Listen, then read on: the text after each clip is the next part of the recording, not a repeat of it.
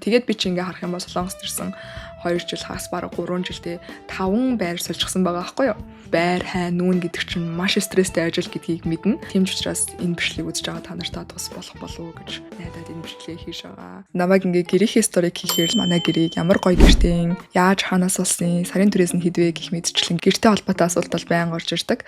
Тийм ч учраас өөрийнхөө Солонгост байр хайж авсан түүхээсээ дээрэс нь юун дээр алдсан, яаж байр хайвал зүгээр вэ гэдэг зөвлөгөөгөө бас энэ бичлэгээрээ та нартай хуваалцахаар шийдлээ. Солонгос шинэ байр хайж байгаа ч юм уу эсвэл Солонгос ирэх гэж байгаа хүмүүс жоохон ч гэсэн тус болох болов уу гэж найдаж байна. Бичлэг рүү орохоос өмнө хэрвээ Солонгост их сургууль орох гэж байгаа оюутнууд байх юм бол та нартай маш гоё мэдээд болох гэж байна. Энэ нь юу вэ гэхээр Eduline Сөүл дэх салбар 30 сая төгрөгийн тэтгэлэг хөтөлбөр зарласан байгаа.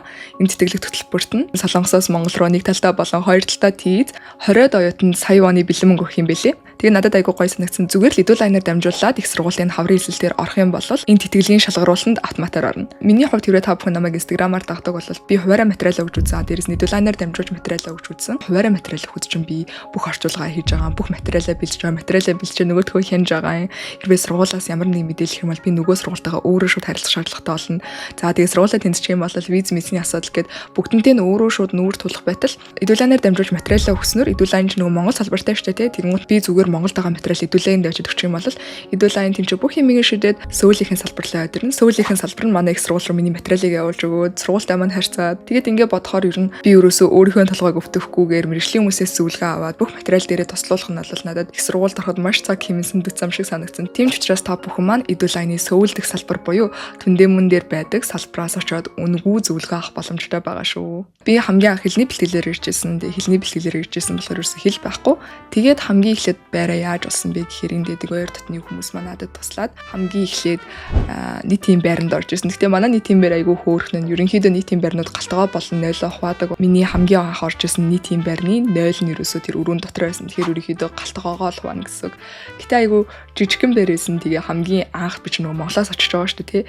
Тэгээл нөгөө хаалгаа нэг л ингээл болоо юу гэдэг амар гайхажсэн. Тэр нийтийн байр болохоор Кореа юуныгийн л тэр авд байсан. Тэгээ сарын төлбөр нь 400-аад мянган вон байсан. Тэгээ тэнцэнэ би чинь 5-6 сар амьдэрсэн юм уу. Тэгээ би чинь хамгийн анх хэлний бэлтгэлээр Чуаны их сургуульд иржсэн. Чуаны их сургууль руу Кореа их сургуулиас бараг цаг маг явдаг үлээ нэлээд удаж явдаг тийм учраас тэгээ тэндээсээ нүүе гэж шийдээд Шилим рүү болол нүүжсэн. Шилимийг болол Солонгост байдаг монголчууд маань мэдж байгаа. Залуучууд байдаг. Дээрээс нь дөнгөж Солонгост ирж байгаа хүмүүс бол байрнууд нэлээд хямдхан байдаг. Тухайн үед байраа болохоор Чигбан гэдэг аппликейшн байдаг байсан. Харж исэн байж магадгүй молбор шар өнгөтэй аппликейшн.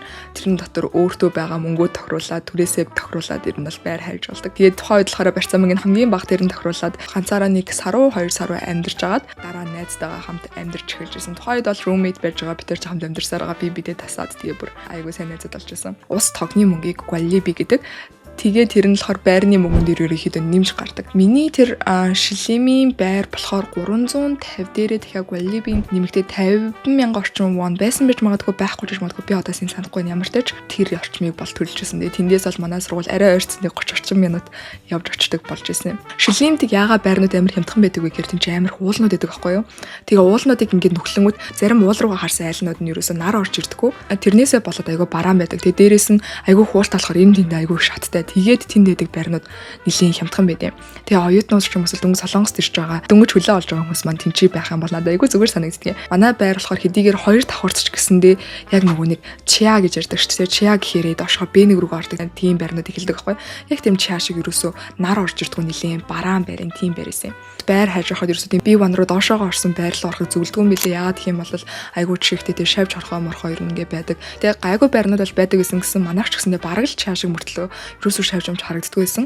Жохон чиг миг ихтэй удаан тэмж амьдрах юм бол ууршиг өвдөж магадгүй тийм орчин байсан. Би тэгээд тухайн үед л тэрхээр Кимбукгун дээр ажилладаг. Кимбукгун ч юм болохоор манай гэрээс цаг 15 минут орчим явдаг байсан. Тэг өдөр болгон тийшээ ингээд цаг 15 минут яваад харнаад айгүй хэцүү байгаад тэгээд тэр байрнаас арай сайжруулъя. Тэг дээрээс нь ажил руугаа ойртъя гээд тэгээ садаан руу бол нүүжсэн. 10 сар амьдэрсэн юм уу? Нилээ удаа амьдэрсэн. Тэр байр маань болохоор айгүй асуудалтай одоо хэлж болох юм болоо болохгүй юм болоо сайн мэдэхгүй байна. Хаягаа ерөөсө цагаачлалын албар руу мэддэж болдгоо тийм байраас байхгүй. Тийм болохоор барьцаа мөнгө ерөөсө байхгүй. Одоо 1 сарынхаа түрээсийн мөнгийг барьцаанд авдаг гэсэн үг. Тэгээд 1 сарынхаа түрээс нь Gualibi буюу одоо тэр тогт цахилгааных нь мөнгө нь ороод 550,000 вон эсэн. Тэгээд 550,000 воныг барьцаанд өгөнгүүтээ 550,000 воныг буцаага түрээсдээ өгөж байж байсан. Тэгэхээр би ерөнхийдөө нөгөө нэг өмнөх байрныхаа барьцаа мөнгийг буцаагаад ишээг өгч байгаа гэдэг нь түрээсээр нэмэгдэж байгаа л гэсэн. Гэхдээ яг хөө тэр байр маань хамаагүй тухтай байсан, хамаагүй цэвэрхэн байсан. Яг л нөгөө нэг байр шиг өмнө нь бол нэг тийм хуучны солонгосын байрнууд байдаг. Та нарт энэ зургаар харуулж тийм байранд байдаг байж хаад арай нэг байр автор орчин үеийн шинэ тийм байрлал бол нүүж орсон гэсэн үг. Тэгээд Садаан руу бас нүүсэн шалтгаан маань манай их сургууль руу айгүй ойрхон байсан. Тэгээд манай их сургууль болон ажил хоёрын ингээд дундталт нь арай биш л дээ. Тэр дунд дэвтэр тэгж байжсэн болохоор надад айгүй таалагдчихсэн. Тэгээд манай ажил болон их сургууль хоёр ч ерөнхийдөө л баг сүүлийн 2 жил гэхэд хэлсдэггүй. Нэг тишээгээ айгүй удаа яваад нөгөө тишээгээ ч гэсэндээ айгүй удаа яваад хахаар ядаж нэг тал руу ойртчихъя гэж бодоод Кимбукэн дээр ч гэсэндээ байр хагаа, сургуулийнхаа тишээ ч гэсэндээ байр хагаа явж байгаад манай сургууль ч ерөнхийдөө жоохон сөүлээ айгүй ойрхон мөртлөг сөүл дотроо гэж явдаг байхгүй. Байрнууд нь нэлээд хуучны яг өсөж байгаа шиг тийм цэвэрхэн байр ерөөсөө олдохгүйсэн.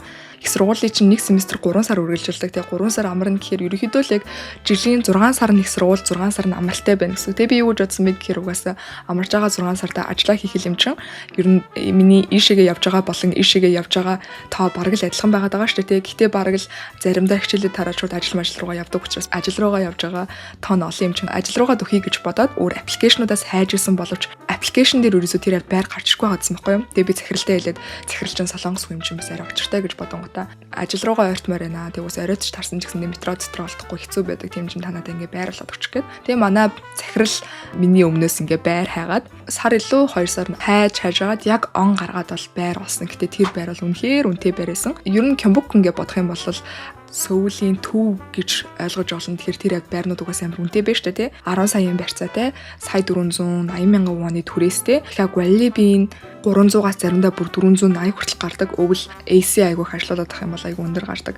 Тэгээ тийм байр болсон. Тийм мэдээж тэнцээ ганцаараа амьдрахад амар хэцүү болохоор би хоёр найзтайгаа хамт амьдрийгээд манай байр нилээн том байр байсан. Тэгэнгүүтээ галтгоо өндрөн тустай. Нэр нь нилээн цэвэрхэн. Тэгээ том цонх моохтой. Манай ажлаас бол бүр 5 орнод л хаал байдаг. Тэгээ тэнцээ амьдрдаг хүмүүс нь дандаа л хувийн бизнестэй ч юм уу ажилдаг хүмүүс байсан. Хотын төв гэдэг утгаараа маш цэвэрхэн ер нь л нэлээд гоё байр байсан. Дээрээс нь угаасаа л ажилдаа бол өглөөрөө орой ирч унтах юм чин гэж бодонгуудаа хамт түрээсэлсэн ч авахтай гэж шийдээд хоёр найзтайгаа хамт гуруулаа бид гурав бол тэр байранд орчихсон. Гуруулаа бол тэр байрны түрээсийг вагаад хэдий өгдөг байсан би одоо 500-аас нэг бараг 600 хүртэл хэрвээ Gualibi өндөр гарах юм бол их төлнөл гэсэн. Тэгээд манай хамт амьдардаг нэг найз маань их сургуульд ороод би ч гэсэн тэр ажлаасаа гарахаар болоод ер нь тэр сургуулиас тэм зайтай амьдрах шаардлагагүй шүү дээ тий. Тэгээд нүүхэр бас юм аа. Тэгээд жинхнээс нөгөө нэг табан, жигбан гэдрээ нилээн ухаж агаад нилээдэн үл хөдлөлийн газрууд руу ороод үл хөдлөлийн газар хэрэг амар том сонсогдож магадгүй солонгос нөгөө бүдүүн сан гэж байдаг шүү дээ. Бараг л нөгөө Монгол CU GS айгу олон байдаг шиг л ер нь хаасайг л байдیں۔ Тэгээ тийм газруудаар орж үтсний эцэст одооныхаа яг энэ байрыг олж ирсэн. Манай сургуулийн нэг хүн яг энэ хавьд айгу цэвэрхэн яг манайх шиг юм хагас давхартай байранд амьдардаг гэд санал болгож байгаад орж авч ирсэн. Тэгээ энэ байр болохоор чонуу яг энд байдаг. Яг төвөөсөө жоохон зайтай гэдэг манай сургууль руу ойрхон болохоор надад бол ер нь болдог.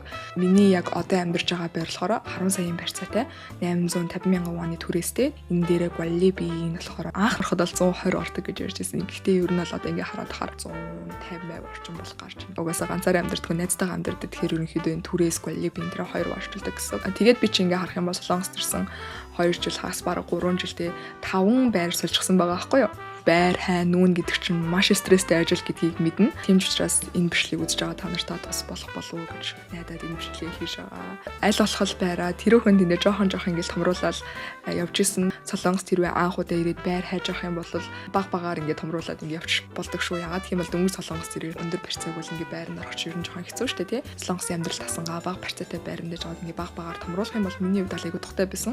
Надтай адилхан дөнгөж солонгост хил усгүй ирж байгаа хүмүүс байх юм бол яг сонирхож байгаа тэр бүсийн бүдүүн сан руу орж үзээд ч юм уу эсвэл яг жигбан табан энэ гэдэг аппликейшн дээр барьцаа мөнгө тэд сарын түрээсэн тэд энэ гэдэг юм бүгдээс хааруулаад тохирох байрнуудыг хайж үзээрэй. Анхандаа бол би ч нөгөө нэг 2 чин ном цаашдсан тэгэл нүүж мөхөд нөгөө такси барайл нүүждэг байсан чинь сүүлдээ айгүй хэмтэй болсны дараа нөх үнэхээр улам стресстэй болж эхэлсэн. Тэгээ сүүлдээ болол томоор мортой болсны дараа нүүлгэлтийн машин зашинаар бүр нүүхээсээр аргагүй болж эхэлсэн. Хүний нутагт ч монголчууд би айгүй тустай байдаг учраас сүүлд нүүхэд бол манай монголчууд үнэхээр сайхан тусалж өгсөн. Тэгээ би нэг удаа байрны гэрээгээ хийхээ алдаад барьцаа мөнгө төр шилжүүлээ байжсэн чинь өөр нэг арай гайгүй байр гарч ирээд зуршлагч хүн дээр очингуудаа салчигээ тэгсэн чинь энэ барьцаанд өгсөн мөнгө чинь буцааж өгөхгүйгээд тэгсэн чинь би чинь нөгөө нэг барьцааныхаа мөнгийг зөвлөх гэж боо юм болсон юм чинь дүн санийхаа хүнээс гуйгаал уйлж мөлөөд дүн саны манд хүн маань байрны хүн рүү залгаад энэ оюутан гадаад охин байна энэ охины мөнгийг буцаага явуулчих болох уу гэд асууж өгөөд 280,000 орчим воныг бол Google-дэсэн баха миний одоо орсон жагаар 280,000 вон гэж чинь бас их мөнгө штэ тий.